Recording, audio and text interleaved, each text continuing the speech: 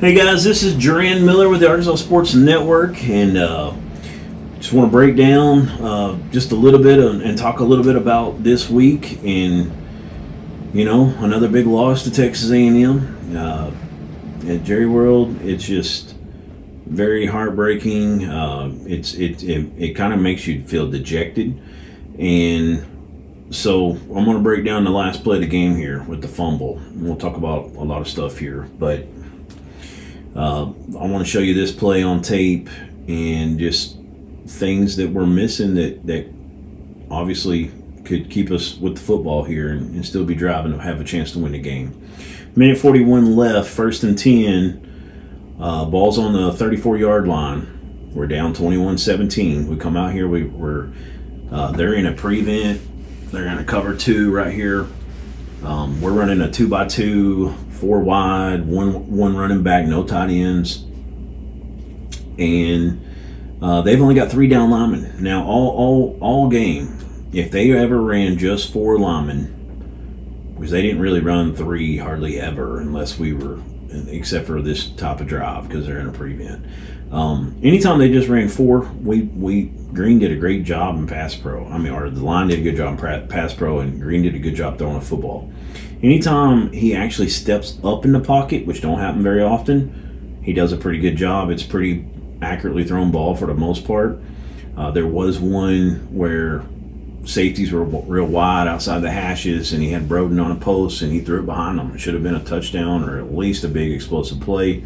Made a bad pass on that one, but for the most part, when he had time and he steps up in the pocket, you feel pretty good about what he's doing when he lets go of the ball, because he does a pretty good job with it for the most part. DJ Williams talked about that play with the safeties and the cover 2, where he missed the one to Broden on his 4th and 5 podcast.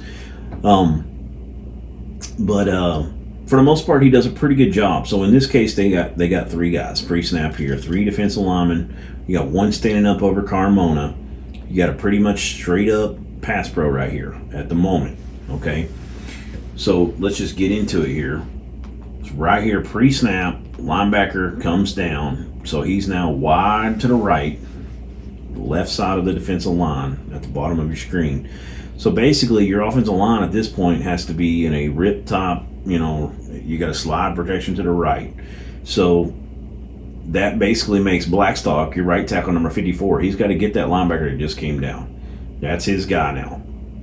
Right guard Josh Braun, number 72. He's got to get that defensive end now because everything's sliding to the right, which this makes Nichols have to kind of turn his body, and he's got a man nose up on him. But he's got to kind of get this guy, get his left hand on him, and get him pushed to the right side. That's going to leave a 2-man game on the backside with Marion Harris, the left guard, number 76, and Carmona, number 55. So Carmona's on an island here with the defensive end out there who's standing up. And basically Harris's job on this particular play, because he don't have anybody else unless they run a twist or something, as of right now, he's got to help. Carmona's got to know now that this is the only guy we got, then I cannot let him beat me outside because I've got help with Harris on the inside. Now Harris also has to help with this nose if this nose decides to twist around or jump upfield a little bit. He's still got his gap at all times. So we'll get it snapped. You're going to see the defensive end that was in front of Blackstock that's now Braun's man. He is going to run a twist with the nose. Now the nose is just pushing upfield for the most part here. He does come in a little, but that guy is going to run up. So what that makes happen is Braun has to come up now because he's got to help Nichols, because this guy's going to run through Nichols' gap here. Now Harris never looks back to his gap, okay, which kind of would want that, but he's also trying to help with Carmona with this guy, because pre-snap, that's kind of what they were looking at. The twist is on this other side, and it is 3-on-3 on that side. So they do it. The line does a pretty good job on this play. Braun gets to the nose to help Nichols get his hand back around on this guy. Maybe you want him to get out there a little quicker than this, talking about Nichols, the center, but I mean, that's also a nose guard that's an animal, freak of nature. He's probably about 6'3", 330, 340, and a monster. So it's easier said than done. So, but he does get his hand back around on him to slow him down. And if you watch right there, he's got the footwork, he's got the athleticism to get back engaged on him completely. Now, Carmona has pushed this guy upfield. He can't let him get around him, we've said. So he has pushed him, and Pittman talked about this in his presser on Monday. Carmona takes his guy 11 yards deep. You can't really ask him to do much more. Yeah, the guy bull rushed him hard, and I wish he could have kind of, when this guy starts to break in on him a little bit, you don't want to get a hold here, but especially when he gets a little bit further up the field than where we're at right now, you kind of want him to possibly be able to get his man on the ground at that point, because you're getting leverage back as that guy's trying to work back towards the quarterback. Unfortunately for Carmona, Green doesn't want to step up very often, and his first instinct is to roll, okay? And he's right-handed, so he's going to roll to his right 9 times out of 10. It's just natural. So Green, and we're going to get to these to the routes here in just a second. Green decides to roll to his right, and he also, because Blackstock's guy, and this is one of the best plays Blackstock has all day, okay? Blackstock does a great job of his dude. But because Blackstock's kind of there as he's rolling here, you'll see he is going to drift a little because he don't want to get too close to that, I think. He don't want to run flat, not knowing that Carmona's guy has circled the wagons, basically. He's come all the way around the bend here, and he's going to run right into him. Well, if you look right now, Green could have, right now, stepped up, okay, which I know he's already moving, but he's got the athleticism. He's got a huge gap, a huge hole right down the hash. If he sticks his foot in the ground and runs upfield, he's probably going to get to the 40. He can keep his eyes open downfield, see what he's got. Obviously, you see some things here. Armstrong, barely in your screen. He's actually out of your screen just a hair to the far right. He is fixing to float right in behind these shallow guys here.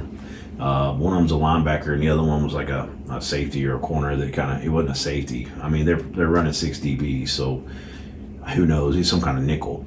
But he's fixing to go to about the SEC logo there. He's going to be open. If he's running up the field here, stepping up in the pocket and running towards the line of scrimmage, he'd be able to float that ball right to him and right between those guys.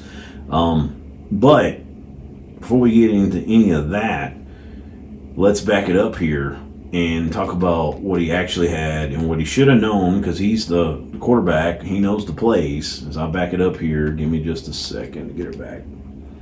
Hopefully that doesn't take me. Yeah, it took me back. We know the fumble happened at the end of the game offensively for us, and we couldn't get him off the field with 2 timeouts. We couldn't stop him from getting a first down. So this is right after the pass interference on Armstrong. So here we go. You're going to see the linebacker shift. Now, watch every single defensive back and the other linebacker that didn't come down the line. As soon as they snap the ball, look at them. All of them backpedaling. You got one guy kind of sitting down here at the 42, at the bottom of your screen. Everybody else is backpedaling. Look at Satania there. Wide open for a dig route, okay? You got to know that's where he's running the dig on this play. You got to hit him right now. The ball should already be out. That guy was playing him pretty well. He probably comes up and wraps him up, but it's a 3 or 4 yard gain. Satania might break that tackle. He might stick his foot in the ground and make the guy miss. We saw Armstrong do that earlier in the game. I kind of call that the old Anthony Lucas play, because Anthony Lucas used to do that better than anybody.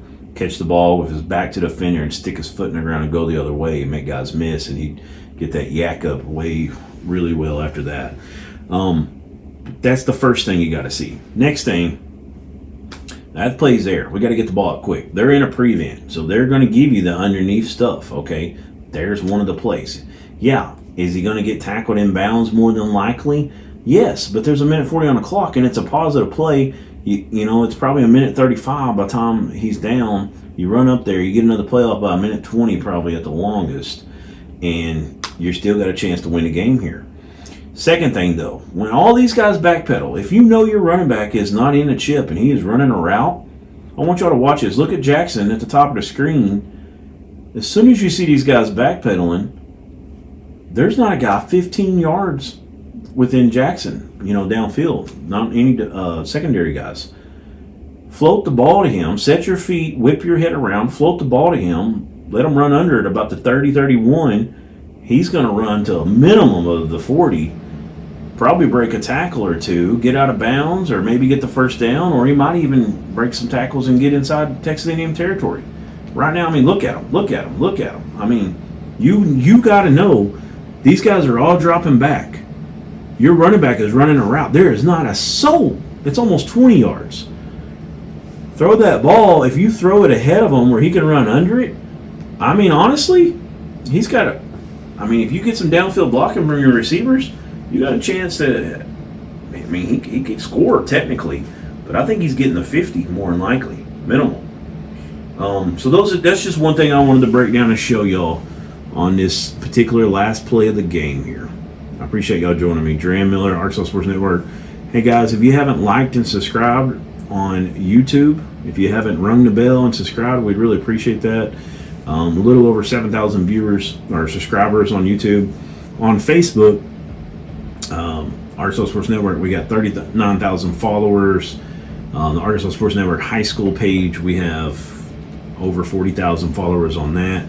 Please like, subscribe to those, follow them. We'd really appreciate it. It means a lot to us. Thank y'all guys. Talk to you next time.